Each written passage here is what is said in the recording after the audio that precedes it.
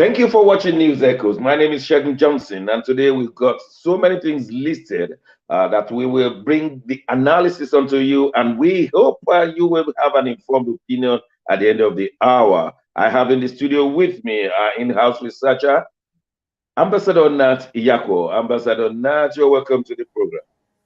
Thank you very much, and good morning, everybody. And in faraway Milan, we have Mark Godwin, our usual political analyst. Mark, you're welcome to the program. Morning, Dr. Shagun. Thank you, viewers. Thank you, sir. Well, a few hours ago, Macron became the second-term president of the Republic of France in 20 years. The other presidents in the last 20 have not been able to make it to second term. But here we are, Emmanuel Macron, second term. Even his opponent, Le Pen, had to concede after receiving 58% of the votes. But we were told that 28% of the voters did not turn up.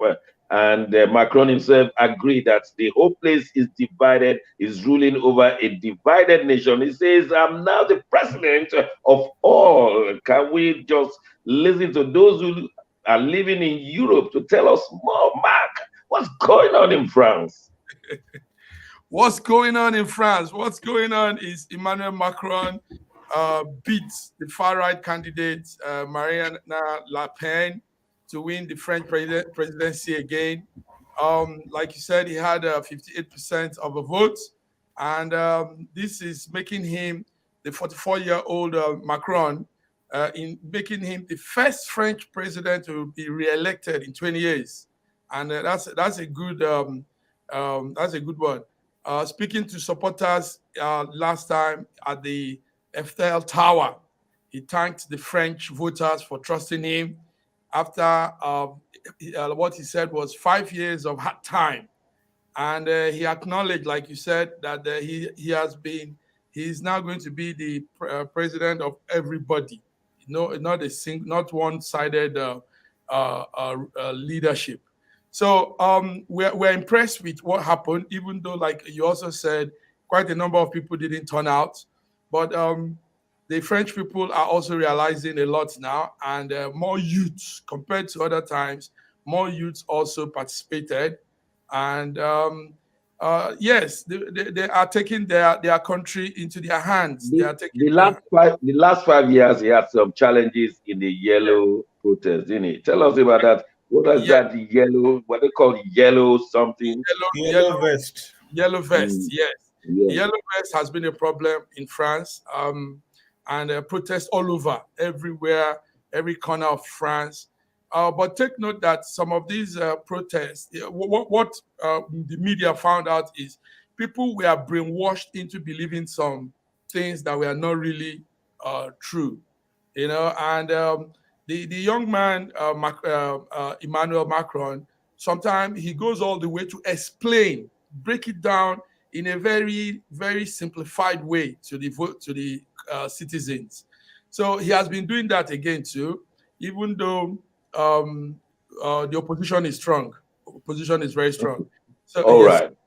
Thank you very much. Ambassador Nat, the analyst said that it will have been a major earthquake if Marine Le Pen had won, because the far right, number one, she said she will be closer to Russia. Number two, she will draw France out of the military structure of NATO, probably get France out of Eurozone and all of that. And even at home, the Muslims, all of them will have taken away hijab and all those things.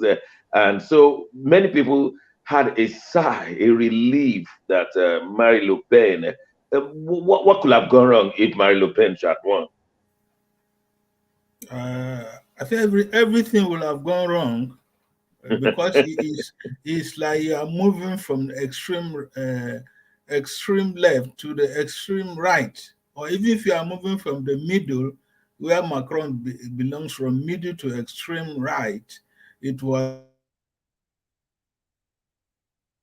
in the French politics, but the politics of Western Europe, the politics in the EU, And the politics in France itself, it is because they were like they, they, they were poles apart from the ideology, their thinking, the way of life, and the general outlook to global affairs.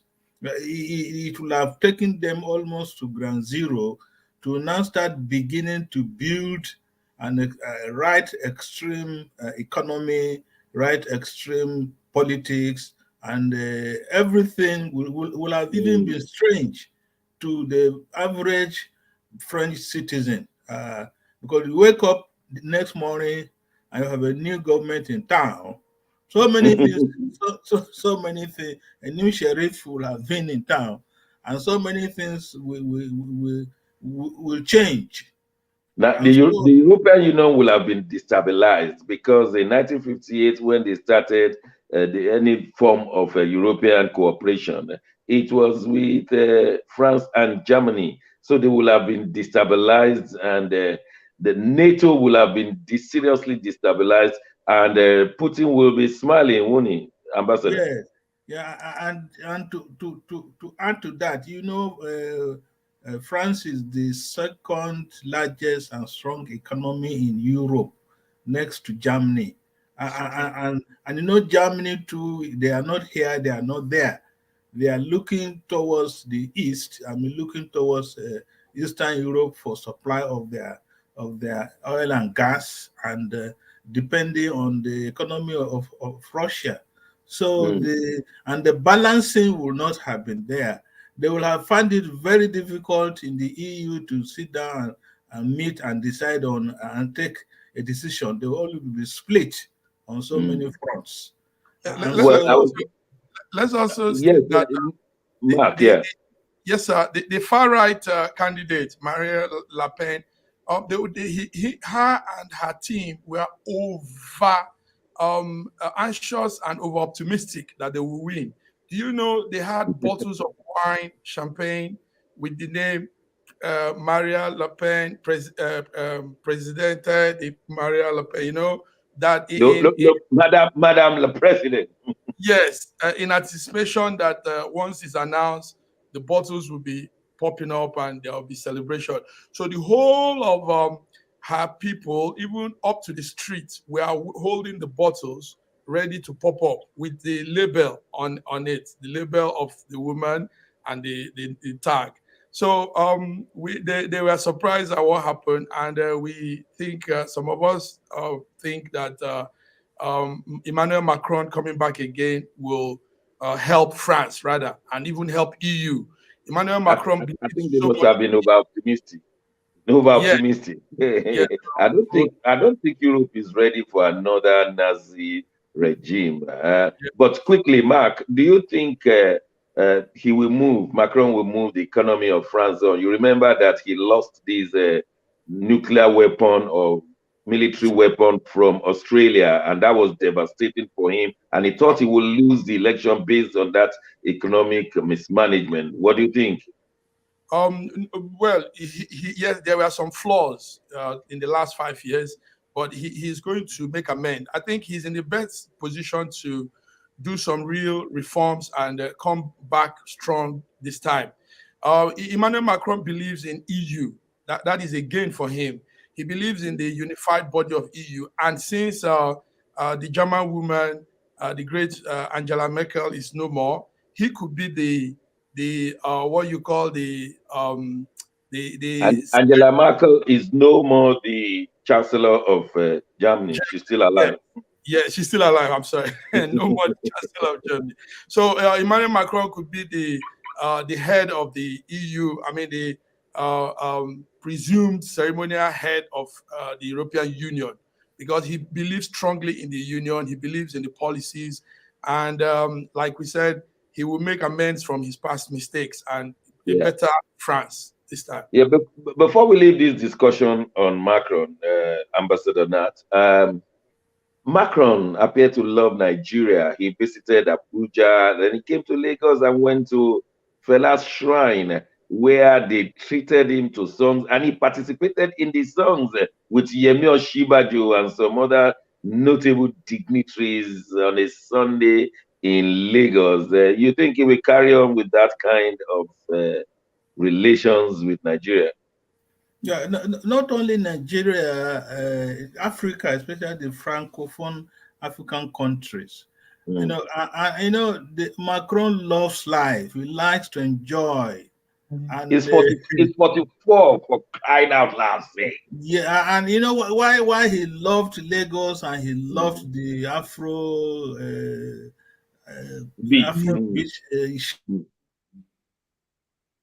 Afro music. Macron had a posting. He had a posting to Lagos as a French foreign Is that so? So yeah. And that was at a younger age, definitely less than 30. Yes, he must have been visiting the shrine then. yes. Base. Yeah. He didn't stop in Abuja. He went straight to Lagos and straight to the shrine and enjoyed I was himself. in Nigeria then. I was almost there, but I just felt, look, there'll be too much security, and I got the wind of it, and I was asked to come along, and I thought, look, security and all the rest, let me just stay in my own corner. So, well, we wish him well, and his wife is not getting older. Did you notice? Well, his former teacher cannot get younger. Oh, come on, Nat. The wife is not. I looked at her during the campaign. She was strong. She was waving her hand. She was very happy. Almost his mom. Well, the French people are known for fashion. They always want to be up to date. So, okay, let's leave Macron alone. We wish him the best. All the best. All the best. Mark. Now let's talk about Putin.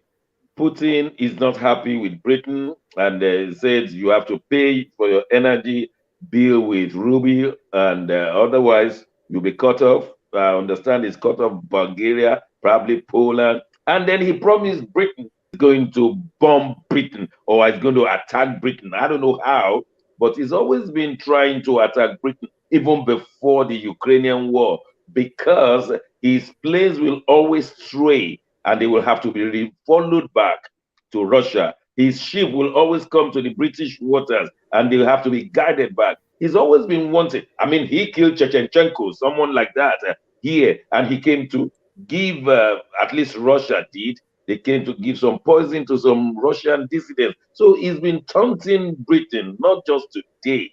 And so I'm not surprised he says he's going to fight Britain. What are you hearing from Europe? Yes, we're hearing strong things. There was a meeting in Germany. 40 countries gathered in Germany to discuss Ukraine and how. That was yesterday. Yes, during the week, yesterday, Monday, Tuesday, and they came to the decision that arms will be sent to aid the Ukrainians, and also some form of support. So Putin has heard of this and he's angry because he has always said from the onset, he has always said that nobody should interfere in this war, no external body. But people can't sit by and watch innocent people die. I mean, it's not German Nazi. This is not that era, Hitler's era.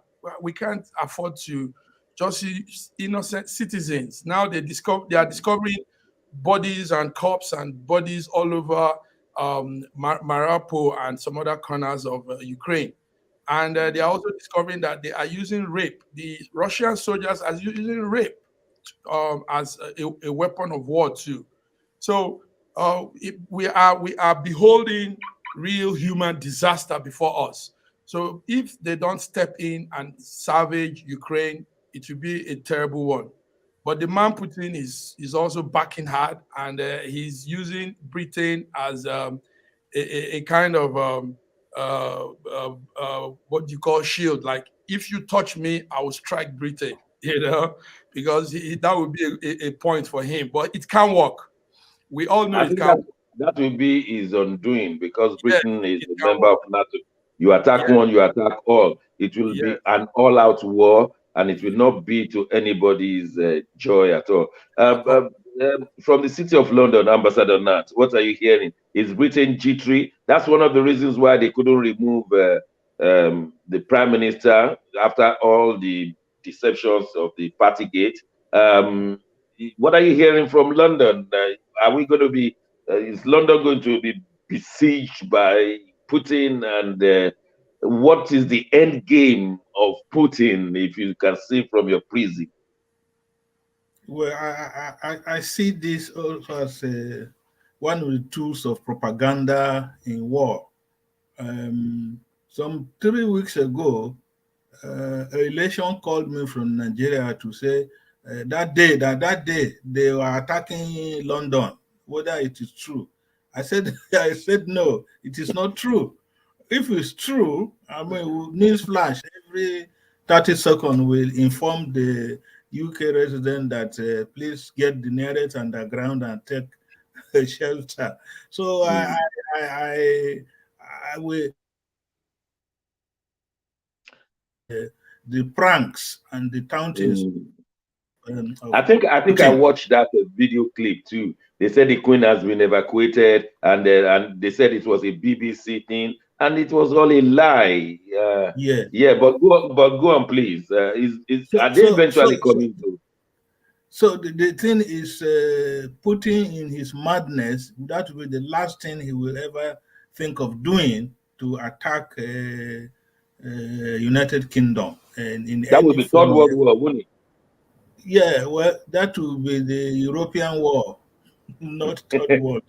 Well, the British will bring in the Commonwealth. They will bring in the French will bring in the Francophones, and so it becomes world war. We don't know the position of India, but it's my pleasure to welcome Dr. Osita Anyemeka all the way from the greatest country in the whole world, Nigeria. Dr. Osita, you're welcome. Thank you. We're just wanting to know where the government of we want to know where the government of your country my connectivity has been so bad. Yes, I even vouched for so you, much. And I was thank you. You're welcome. Thank you.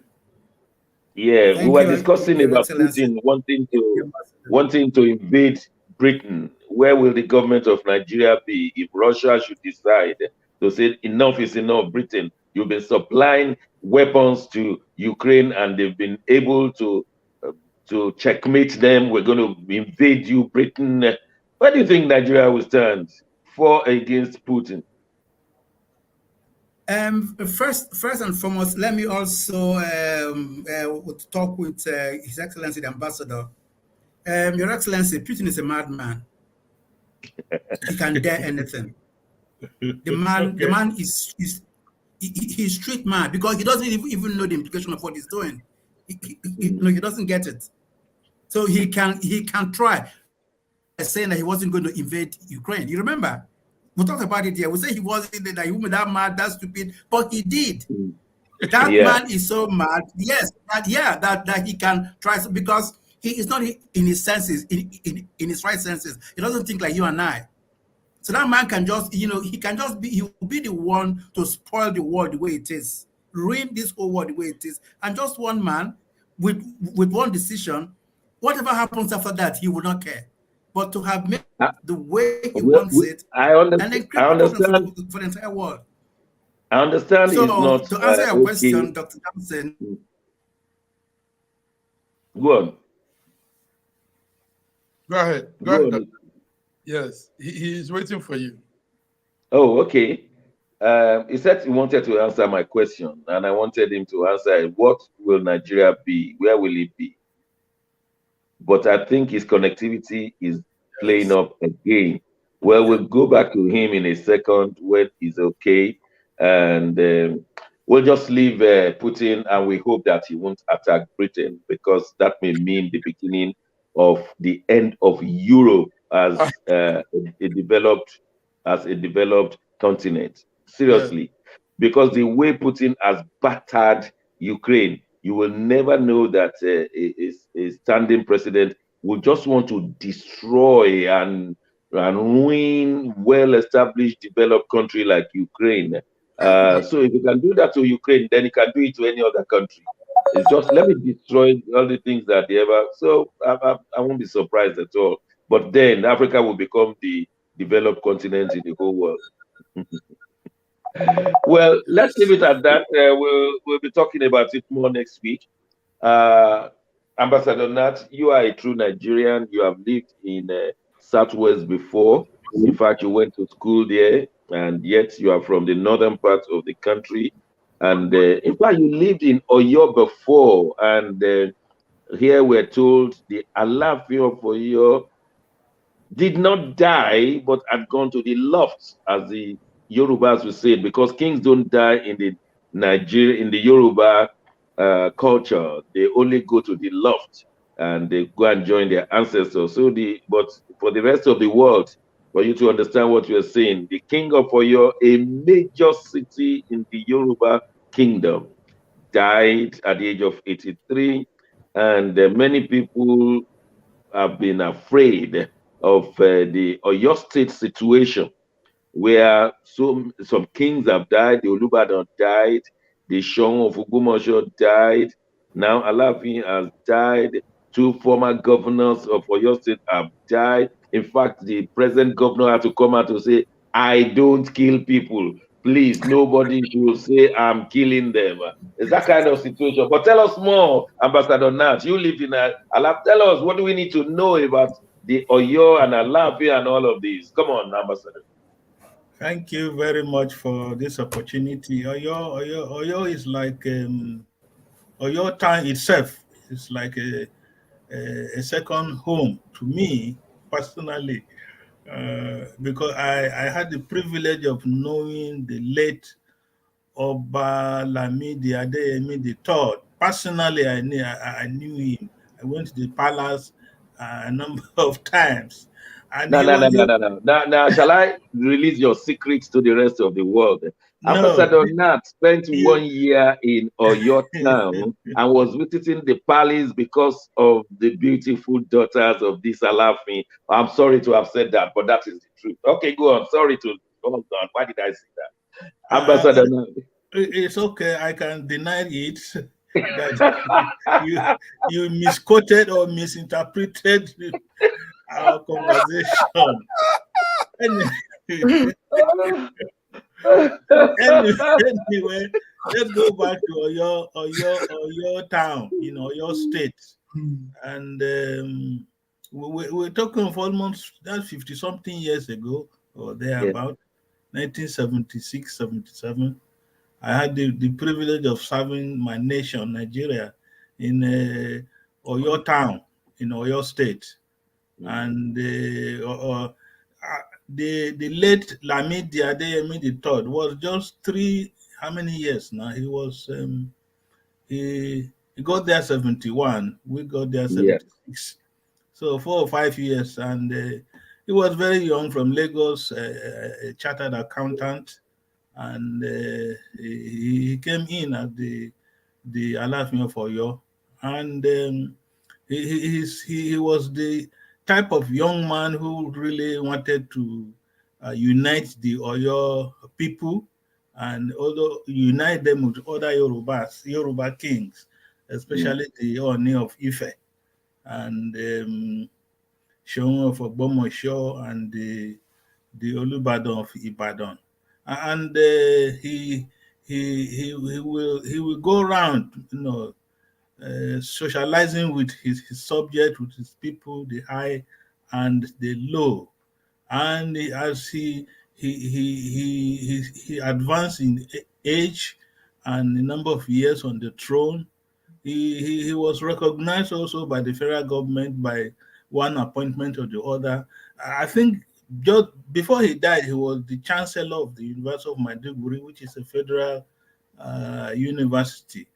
And the Oyo people liked him very much. They liked him, especially the youths, because it also opened opportunity for them to get federal appointments in some of the federal parastatals. I think he was a boxer too. Yeah, he started as a professional boxer, and until he became an accountant, then became a traditional ruler. And he was the permanent chair of the Traditional Rulers Council in Oyo State. Though they kept quarreling with the Oni of Ife, but I think the government took a stance before Do, Ife do, do we before do we Ife know the was eventually if Ife eventually was carved and became in Osun State. But yes?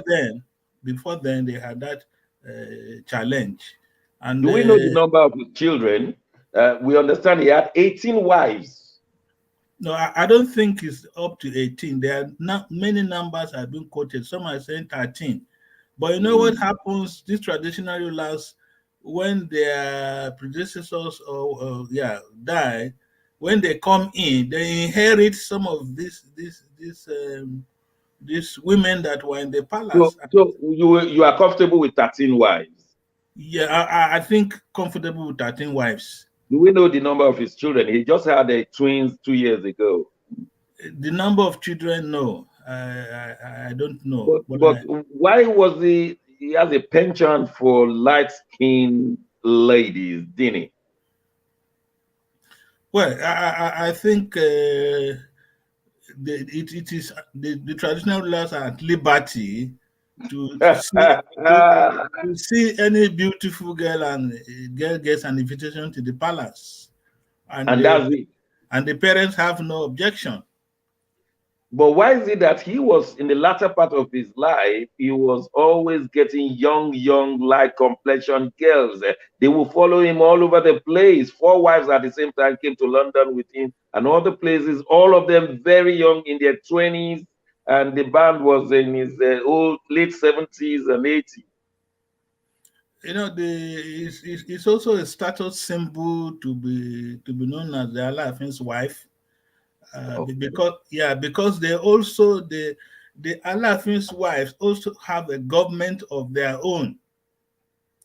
The first wife of the Alaafin is the head of that government within the palace, and Okay. the wives, depending upon your position in the line, you have a cabinet position. You have you have something to do towards efficient running of the palace and efficient running of Oyo Town as itself. Mm. Yeah. Okay. So we're waiting for the next person to be the Alafin, and maybe let's ask our man from Nigeria. Is anything being made? Do you know of anyone trying to be the next Alafin? Because that will be going on underneath, especially because the former Alafin had been buried almost immediately. Is there anything that we know the Seun of Ogbomoso, the next person to be the next Seun? It was an RCCG man, that is a member of the Redeemed Christian Church of God denomination. And many people said it was Oshibaju that made him the Seun of Ogbomoso so that he could get Ogbomoso people to vote for him. Well, that is a side story. Is it going to be an RCCG man going to be the next Alafio for you now? Come on, tell us, Osita, what's going on in Abuja? Are you hearing us, Dr. Sita? You know, we outside of Nigeria, we need to go and pump money to improve the telecommunication of It's it's Nigeria. it's Yeah, yes. yeah. Dr. Mark, what are you hearing in Italy I was, concerning I the was happy. demise of the man? Yes, today I think you're doing the stand-up comedy. I wish, and I'm sitting down, so it can't be stand-up comedy. I'm sitting This is sitting down comedy, down. news echo comedy. This is bit nice. Well, it's yes, we had the news. Alafia for your passed away, and now obviously, the who takes over will be the Yes, insecurity. yes, I can hear you. I just wanted to. Yes, so I think Dr. Sita has network problem. Okay. Okay. Yes, there's All right. Dr. Sita, you are Can you hear welcome. me? Can anybody hear Yes, me? we can hear you now. Yes. We welcome you back. Can But it's at anyone the hear time we're me? good. Yeah, we can all hear Yes. you. But we are going on a break right now. So we give you one more Can, minute to we shall go on a break. When we return, we want to look at the insecurity and the possibility of not handing over power in 2023. Many people believe that this insecurity in Nigeria has been orchestrated by the present government of Buhari so that he will not hand over power come 2023. Is that correct? Can that be correct? Can it ever happen? Don't go away. We'll be coming with analysis.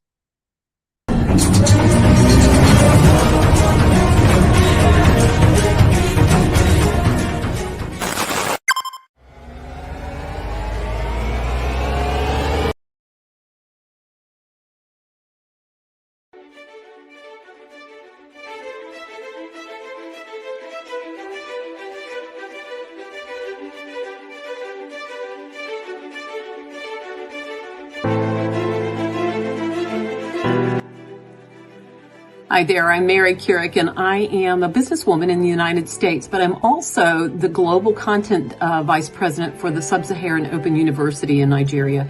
I could not be prouder to work with Dr. Osita Anamika and his team on helping to create not just entrepreneurs and skill-based talent that will get out into the workforce and make a living for themselves, but also young leaders.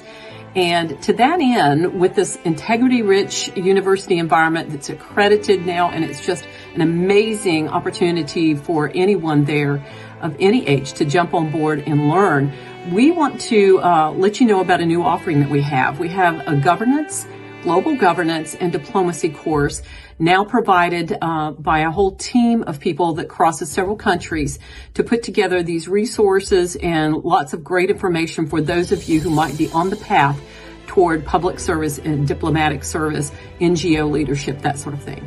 We hope that you will walk through this open door and enjoy.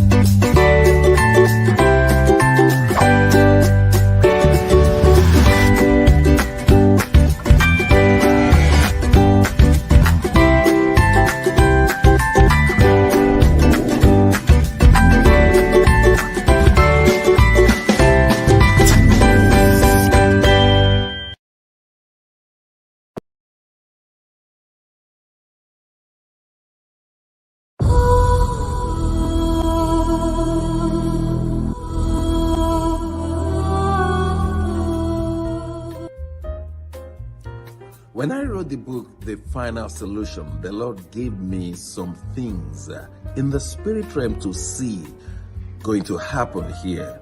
And that is why you need to get a copy of this book, not because of the purchase, but because of the contents. We've not spent 2 weeks. Now we have seen the problem in Ukraine, Russia, and Belarus, Donetsk, Luhansk, and all the other surrounding nations, talk less of the Western countries and the Eastern countries. We want to pray that this stops where it is. Some people are even imagining a third world war. I pray that there'll be no third world war. But we need to know the solution to all of these problems, and they are well packaged in that book, The Final Solution. The amount of money is next to nothing. Go to Amazon and buy this book. Go to the Kindle, go to KDP and buy this book. It's very important. So it is in Amazon and Kindle. And of course you can purchase the paperback, but it's not about the money. It's about the contents to have solution to Ukraine, to Russia, to the West, to the East, and indeed all parts of the world. Do get a copy and let's start operating the solution of God to our time.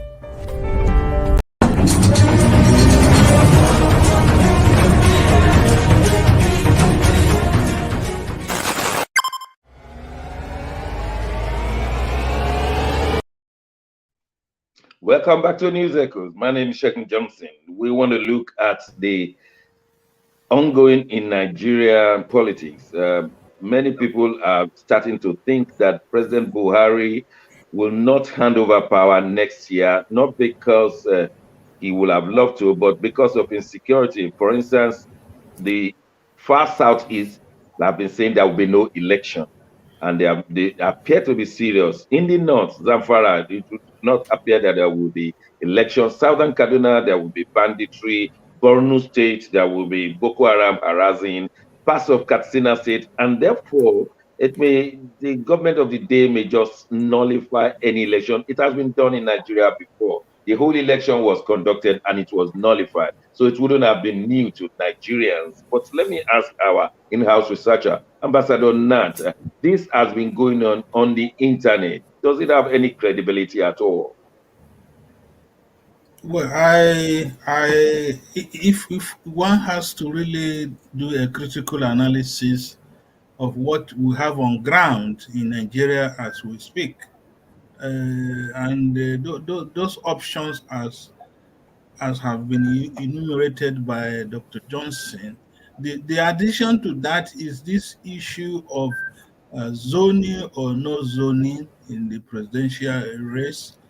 Yesterday or 2 days ago, the Pandef, the Middle Belt had a meeting with the Eastern geopolitical zone, and one addition Papa Adebanjo has added is that if the presidency is not zoned to the south, when I mean south, and especially southeast, he has even told Osunbajo and Tinubu to forget about contesting for any presidency, and that if there is no restructuring or no something like that, Southwest will not participate in the elections in 2023. So when you add that to the insecurity we have on ground, when you add that to a fractured Nigeria, because the country has been divided into zones, both federal and state, and some of them both officially and unofficially. We have a country now that is supposed to be a republic, but is fractured, is factionalized, both on our based on our fault lines as a nation, either on religious basis, ethnic basis, or political basis. And so when you also have people like Are Babalola, Afe Babalola of Ekiti State, saying that elections should be postponed until you have a new constitution, then there are enough red signals, red flags raised up, enough to tell us that 2023 may not be, it may be visible, but you will not have a Nigeria. Thank you very much. Dr. Osita, you are the seat of government in Nigeria. You are in the capital. This is not good news for many of us outside of the country, but it may be good music to the ears of Buhari and his cabals, because if you postpone election by 1 or 2 years, it will be like third-term agenda from behind. And it's looking like so, even if there is a pretended election next year, the man coming in will only be governing the Abuja city and the Lagos city. He dare not walk into Zamfara, he dare not walk into Borno or some parts of Southeast.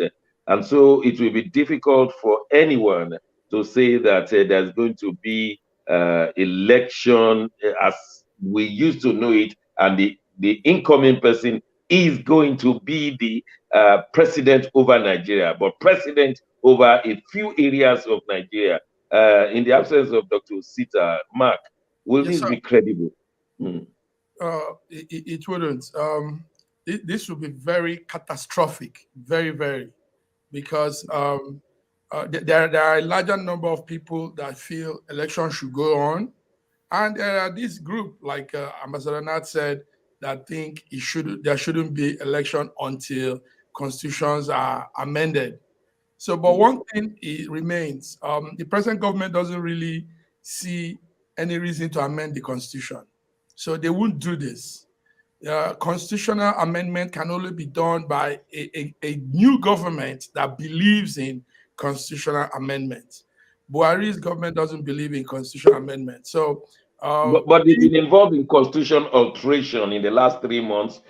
People call it constitution alteration, and they can, whatever they like, they can alter and put it there. Yeah, exactly. That was what they can do. That's the highest they can do. So we'll be wasting our time. Some organizations, some people agitating for constitutional amendment, because it's a waste of time. The best thing is if we can work our way into this new election, voting people that believes in that constitutional amendment, then we can all go down and amend the constitution. But waiting for this government to do it is a no-no. This is what I have to say. Yes. And it's all about structure, isn't it? The structure, the federal structure, the relationship between the states and the federal government, the relationship between the local government and the state government and the federal, in terms of fiscal federalism and structures like that, and then not to depend on religion within the constitution. And so we are having these challenges and structural challenges. But then, notwithstanding, even if there's election, will the new man be governing over Nigeria, or will we be thinking he's governing over Nigeria? I think that's the question now, Ambassador Nat. Wait a minute. Is Dr. Sita, can you hear us? Dr. Sita? Oh, he still can't hear us. Okay, Ambassador Nat. Okay, thank you. The challenge we face now is really a very dangerous thing. I don't think Nigeria as a nation has ever been to this edge, precipice, edge of falling off the cliff. And people who are in one position or the other who should really stand up and tell us the truth. They are not speaking up, or they are not standing, or they are not telling us the truth. It is more of some parochial, self-interest, or a sectional interest, or a religious interest. And when you have a president who, even at normal times, is absent, is not even there. It is the spokesmen that are speaking to Nigeria, or even making a policy pronouncement. Because we have just been told recently by Father Matthew Hassan Kuka that some of these press releases we are receiving from Garba and from Adeshina are not really what the president is saying. They look for pieces of paper and start writing whatever they want to, because one of them is very good in English. Femi Adesina has sound English spoken and construction. Garba Shehu, I really don't know where he belongs. So we have this problem, and even with the insecurity, the federal government is not doing anything. I think it's an indication too that preferably let's go our own way. Let's go our own way. And remember, Muammar Gaddafi, before he died, he said, for us to have peace in Nigeria should be divided into two: the northern Nigeria Muslims predominantly, and the south predominantly Christians. Migration could be allowed. Some of us from the Middle Belt may move to the south, and most of us will move to the south. The Middle Belt Forum will move to the south. Do you know that has been done by some soldiers before in one of the unsuccessful coups? Gideon Oka now. Gideon Oka's coup, yeah. He divided immediately. Yes. and the Sultan run to Niger Republic. They had to go and bring him back. Mm. Yeah. Mark, seriously, what do you think is the future of Nigeria? Because we still have some issues to discuss concerning political capital and gains of some people.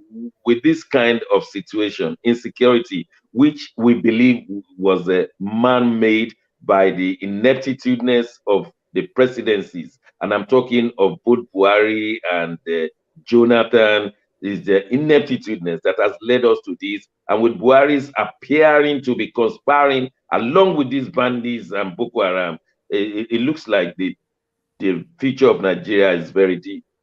Let me yes, it's more than a crossroad. Like Ambassador Nat said, we're on the edge, and the edge to a very big fall.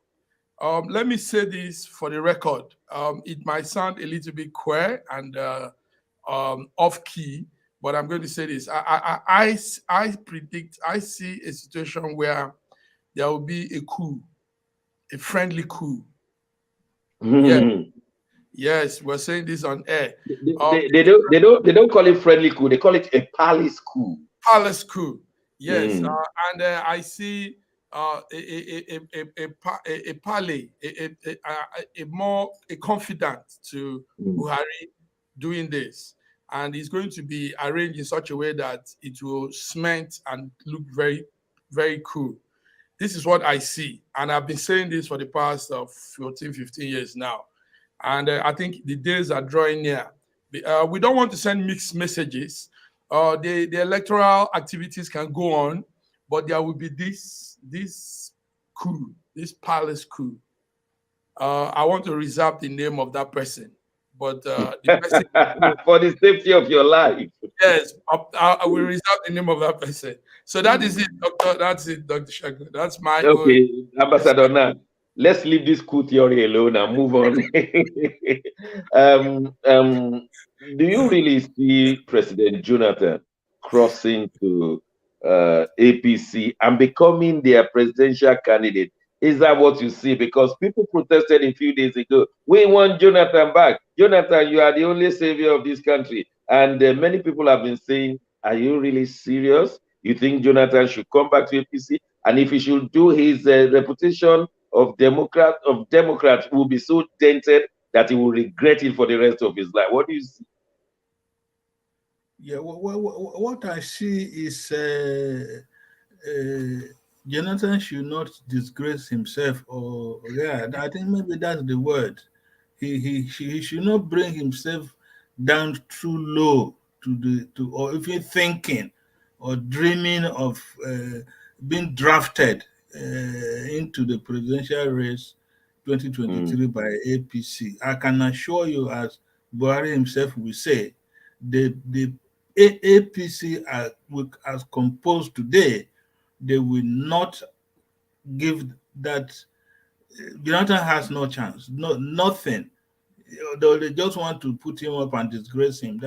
That's all. And I don't know why Jonathan should even allow this his name or whatsoever pedigree has before now to be rubbished, to even be talking about it.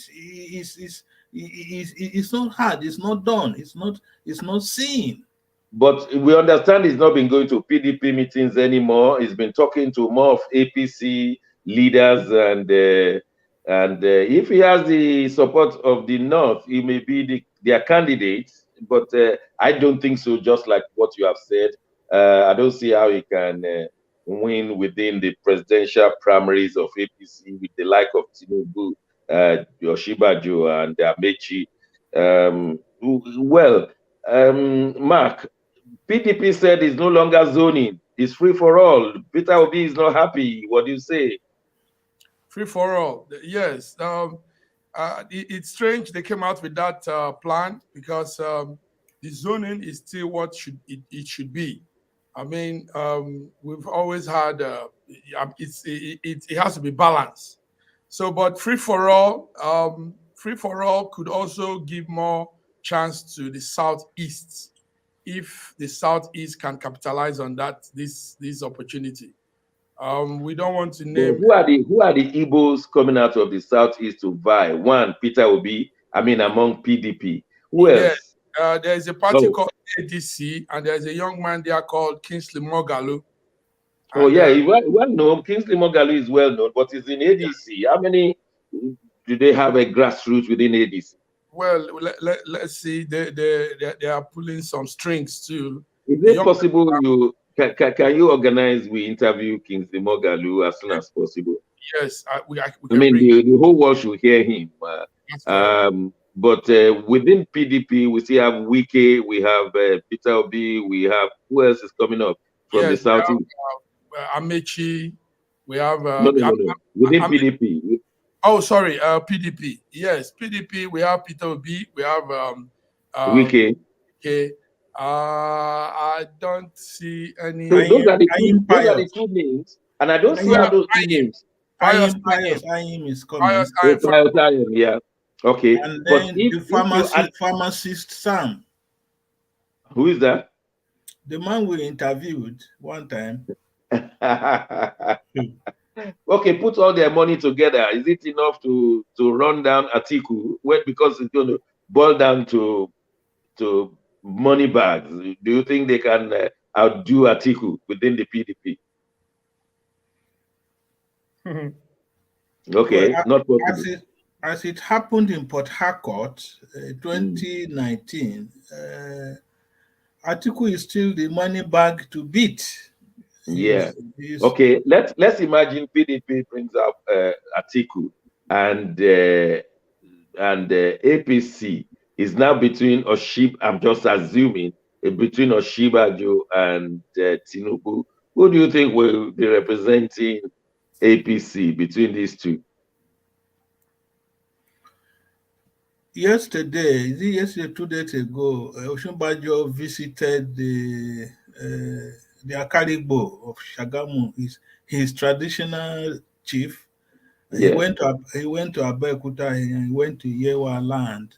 It was more dramatic in Abeokuta, where Dapo Abiodun took Oshibajo to the presidential lodge in Abeokuta to have an interaction with the people, the top notchers of APC in Ogun State, and when he came out, he put himself on the line for declaring publicly and proudly for Oshibajo, and the Abeokuta, the traditional ruler there, told Oshibajo that this time around you are coming to the palace as vice president. The next time you come in here, you are coming as the president of Nigeria. Wow. So it's like, and you know that Oshibajo has moved his PVC from Lagos to Ogun State. And he has told them, even though he was born in Lagos, brought up in Lagos, everything in Lagos, he's ready to migrate. He has migrated to Ogun State. And so if Ogun State is already out of the southwest, I don't know what remains of Oshibajo. Okay. For the benefit of our viewers and listeners, this is how the APC primary works. The governor, and this is very true, the governor will draw out the names of those who will represent their states at the APC primaries when they meet later, maybe in Abuja. And it is these representatives that will now vote who their presidential candidates will be. I have been privileged to see the list of the Lagos State candidates who are going to Abuja. Now, with what Ambassador North is saying is that Tinubu may not have anybody who will be voting for him from Ogun State with what we have had. I know that Sanwo-Olu and maybe his other cohorts drew up that of Lagos, and I don't see how they will vote for Oshibajo. So, but in a state like Oyo State, controlled by PDP, they will now have to get their APC chairman to draw up something for them. I don't know how they're going to split. Maybe some of them could vote for Osinbajo, or some of them could vote for Tinubu. But then we know that all of the candidates from Osun will be voting for Tinubu because the man from Iragwiji, Oyetola, is the cousin of Tinubu and will ensure that all the candidates. So we know that the governors are in charge of the candidates. If you now go like that, how do you think that this thing could favor Osinbajo? Well, the APC, okay, sorry. No, Mark or Nat, anyone. Go ahead, Ambassador Nat. Go ahead. Okay, the issue now is that before Osinbajo declared, he had a meeting with the APC governors. I don't know exactly how many were attending, maybe 19 or thereabout. Although you cannot bank their words for when it comes to the voting thing. We understand that they all wished him well, and 2 days after, Tinubu went to meet them as well.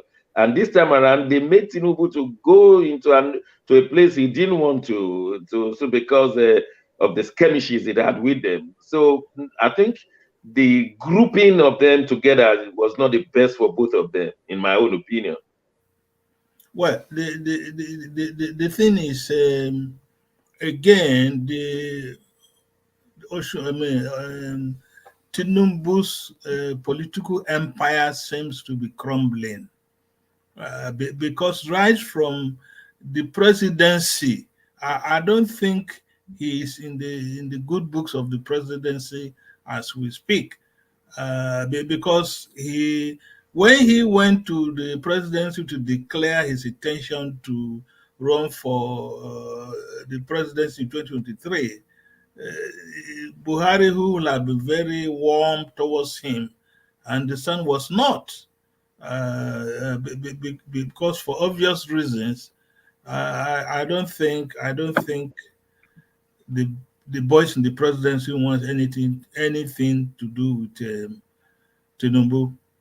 Anyway, this discussion will be continued next week because it's going to be current till next year when we have that election. Hopefully, we will have it, and hopefully, the man coming in will be able to unify Nigeria again. In 1 minute, tell us what happened in Imo State. There was an explosion, and the government said 100 people died. Yes, there's a local government in Imo State called Ohaji.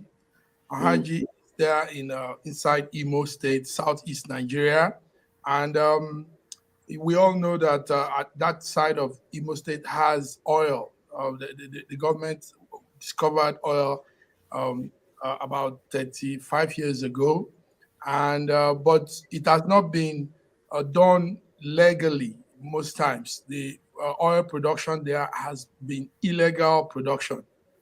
Some people just take time to drill the oil on their own and get people to.